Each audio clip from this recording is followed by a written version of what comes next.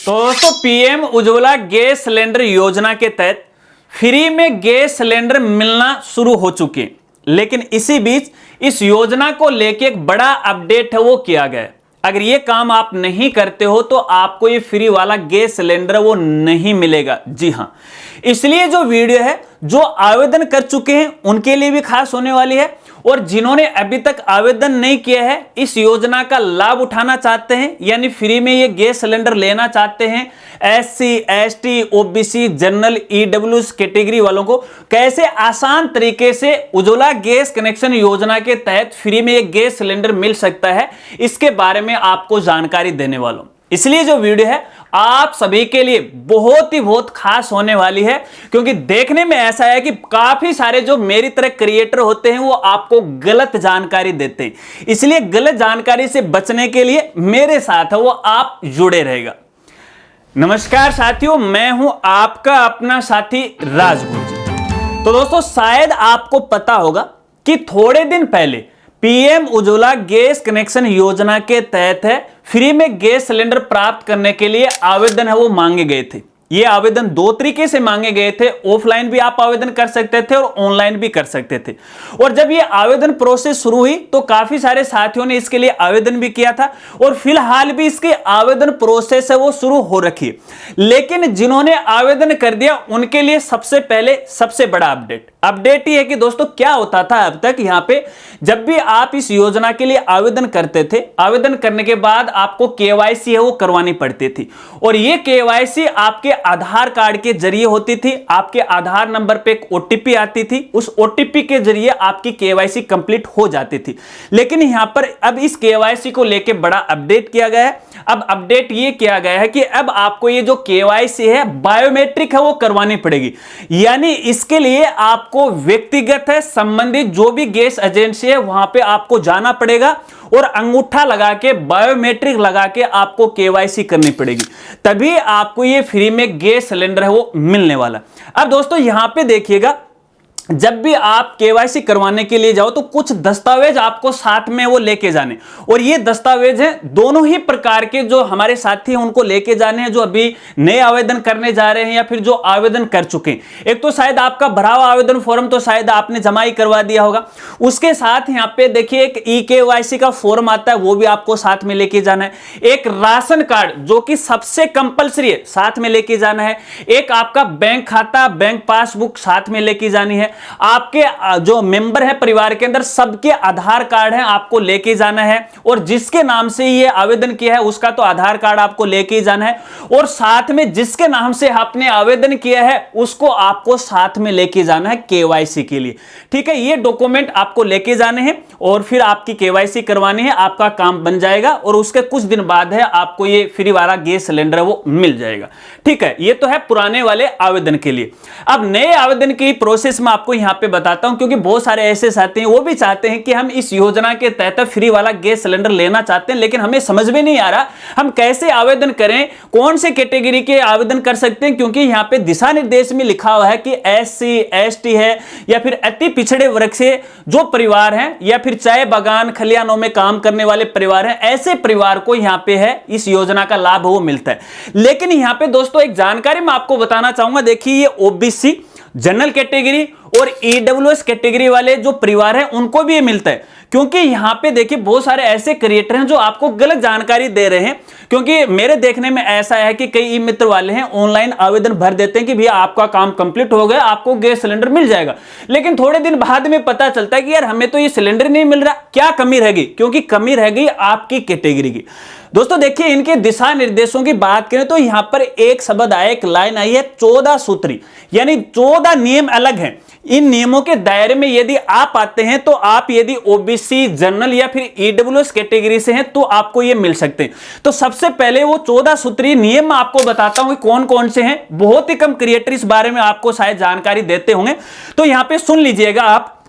एक तो देखिए आपके घर परिवार के अंदर 2 व्हीलर 3 व्हीलर 4 व्हीलर है नहीं होना चाहिए, ठीक है। इसके साथ आपका कोई व्यवसायिक टैक्स नहीं हो। इसके अलावा आपके घर के अंदर 3 व्हीलर या 4 व्हीलर है, कोई भी कृषि यंत्र नहीं हो जैसे ट्रैक्टर वगैरह वगैरह। इसके अलावा यहां पे आपके घर में 3 से अधिक पक्के मकान नहीं होने चाहिए, ठीक है। इसके अलावा आपकी जो केसीसी है यानी किसान क्रेडिट कार्ड है वो 50,000 से अधिक नहीं होना चाहिए। आपके घर परिवार में कोई भी सरकारी कर्मचारी नहीं होना चाहिए। आपके घर में कोई भी लैंडलाइन फोन नहीं होना चाहिए। आपके घर में कोई भी छोटा मोटा उद्योग धंधा नहीं होना चाहिए। आपके घर परिवार के अंदर 2.5 एकड़ से अधिक सिंचित भूमि नहीं होना चाहिए। कोई यहां पे सिंचाई का साधन नहीं होना चाहिए। आपके परिवार का कोई भी सदस्य 10,000 से अधिक की कोई प्राइवेट नौकरी नहीं कर रहा हो, यानी इनकम है पर व्यक्ति की 10,000 से ज्यादा नहीं होनी चाहिए मंथली। इसके अलावा आपके घर परिवार के अंदर 5 एकड़ भूमि 2 या 2 से अधिक सदस्यों की नहीं होनी चाहिए, ठीक है। इसके अलावा आप कोई टैक्स नहीं देते हो और इसके अलावा 7.5 एकड़ से अधिक का मालिकाना हक नहीं होना चाहिए, वो भी सिंचित कोई यहां पे सिंचाई का साधन नहीं होना चाहिए। इस प्रकार के यहां पे देखिए ये 14 सूत्रीय नियम है। अगर इन नियमों के दायरे में आप आते हो, कहने का मतलब है ये आपके पास नहीं होने चाहिए फिलहाल, जैसे कि मैंने आपको यहां पे बताया।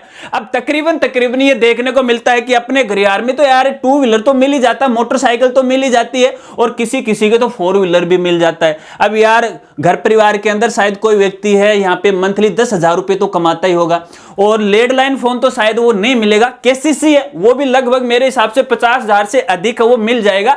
अगर एक दूसरे तरीके से देखें तो यहां पे देखिए जो सामान्य मध्यम वर्ग का परिवार है, ओबीसी जनरल ईडब्ल्यूएस कैटेगरी को, उनको इस दायरे के अंदर वो नहीं आते, उनको ये नहीं मिलेगा। लेकिन फिर भी अगर आप इस दायरे में आते हो, जैसा कि मैंने ये 14 नियम आपको बताए, तो आप इसके लिए आवेदन कर सकते हो। अब आवेदन आप कैसे करोगे? देखिए आवेदन करने के 2 तरीके, ऑनलाइन और ऑफलाइन। आपको ऑनलाइन आवेदन नहीं करना। क्यों? क्योंकि ऑनलाइन आवेदन करोगे तो वहां पे जो भी कंप्यूटर ऑपरेटर है शायद आपकी कैटेगरी वो गलत कर दे, उसको ज्यादा ध्यान नहीं हो।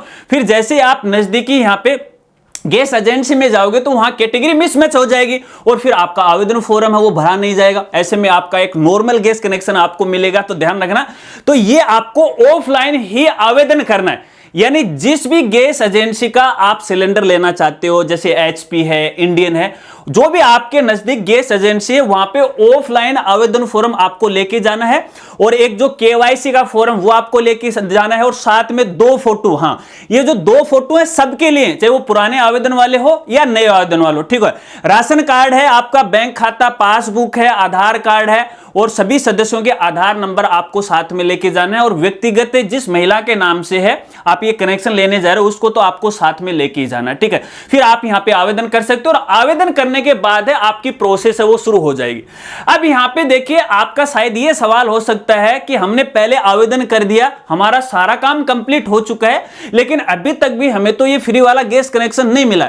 अब देखिए दोस्तों यहां पे एक सबसे बड़े अपडेट की ओर जानकारी देता हूं, शायद ही किसी क्रिएटर ने आपको यहां पे दी होगी, हालांकि मेरे द्वारा आपको पहले है वो दी गई थी वीडियो के माध्यम से।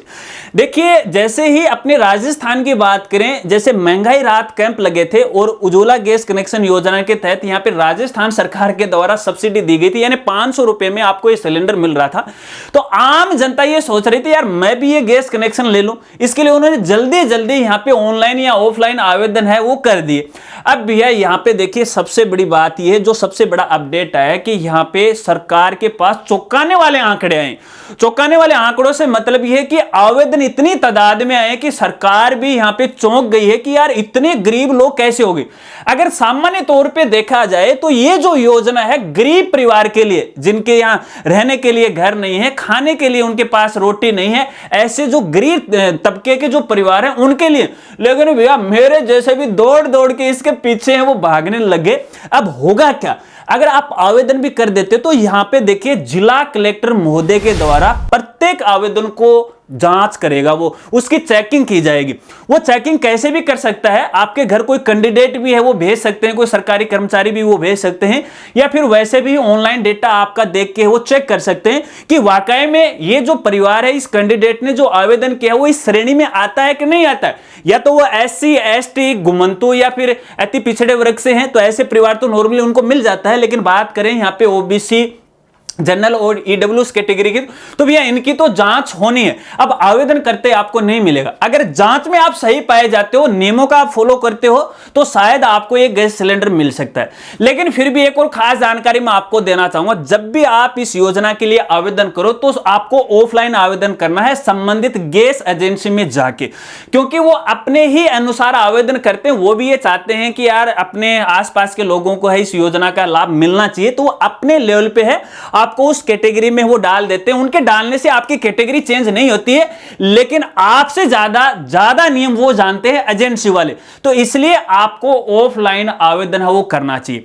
अब ये ऑफलाइन आवेदन फॉर्म आप कहां से प्राप्त करोगे? दो तरीके हैं आपके पास, क्योंकि मैं हमेशा दो तरीके आपको बताता हूं। या तो आप यहां पे देखिए इनकी ऑफिशियल वेबसाइट पे विजिट कर सकते हो, पीएम उज्ज्वला की, ठीक है, वहां से डाउनलोड कर सकते हो। एक हमारी साइट है जिसका नाम है rajgurji.com, गवर्नमेंट योजना का एक मेन्यू है, वहां पे आपको ये फॉर्मेट मिल जाएगा, सभी दस्तावेज आपको मिल जाएंगे। इसके अलावा आवेदन फॉर्म को लेके एक और सबसे बड़ा अपडेट है, और शायद ही किसी क्रिएटर ने इसके बारे में आपको जानकारी दी होगी। और अपडेट ये कि भैया देखिए फिलहाल यहां पे जो वर्जन आ रखा है इसका, वैसे तो इसे पीएम उज्ज्वला योजना 2.0 बोला जा रहा है, पोर्टल पर भी आप देखोगे तो यही 2.0 वाला है, लेकिन इसका ऑफलाइन आवेदन फॉर्म देखोगे तो वहां पे आपको 5.0 वर्जन आपको देखने को मिलेगा।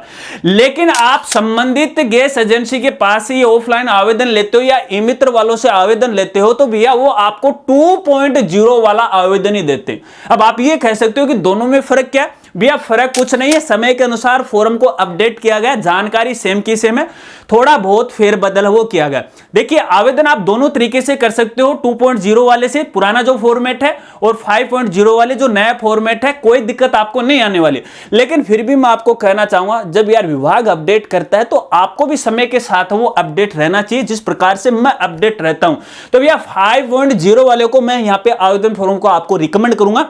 एक एक्स्ट्रा और जानकारी दे रहा हूं इस आवेदन फॉर्म को लेकर, संबंधित जो गैस एजेंसी वो क्या करते हैं, इसी फॉर्म के ऊपर अपनी गैस एजेंसी का नाम प्रिंट है वो करवा लेते हैं। तो मेरे देखने में ये आया है, जिन्होंने या जिस गैस एजेंसी ने अपना फॉर्म प्रिंट करवा रखा है, तो भैया वहां पर भी 2.0 आ रखा है। हालांकि इस बारे में मेरे नजदीकी आज गैस एजेंसी वालों से वो बात हुई थी कि भैया ये क्या मामला, तो वो भी भैया चकरा गए, यार हमें पता ही नहीं है, ये तो 2.0 वाली है, 5.0 कहां से आ गए। मैंने बोला रे यार देखो, जाके विभाग के पोर्टल पे जाके देखो, तो वो देख रहे हैं क्या करेंगे नहीं करेंगे वो एक उनका अलग मैटर है, लेकिन आपको लेटेस्ट जो फॉर्म है वो आपको भरकर देना चाहिए। वैसे भी गैस एजेंसी में आपको मिल जाएगा, नो टेंशन है, घर से बस आप अपने दस्तावेज लेके जाएगा, आवेदन फॉर्म आपको वहां पे मिल जाएगा। यदि सारा ही काम आप घर से करके लेके जाना चाहते हो तो आराम से वो कर सकते हो। अब ये आवेदन फॉर्म कैसे भरोगे, तो भैया इसके लिए हमारी अलग से वीडियो है और हमारे दूसरे चैनल पे, जिसका लिंक आपको वीडियो के डिस्क्रिप्शन में मिल जाएगा, देखना चाहते हो तो देख लीजिएगा, पूरी जानकारी उसमें है वो बताई गई। अगर वीडियो जानकारी आपको अच्छी लगी हो तो वीडियो को लाइक कीजिएगा और अपने दोस्तों के साथ वो जरूर शेयर कीजिएगा। मिलते हैं फ्रेंड्स अगले एक नई वीडियो के साथ, तब तक के लिए जय हिंद जय भारत।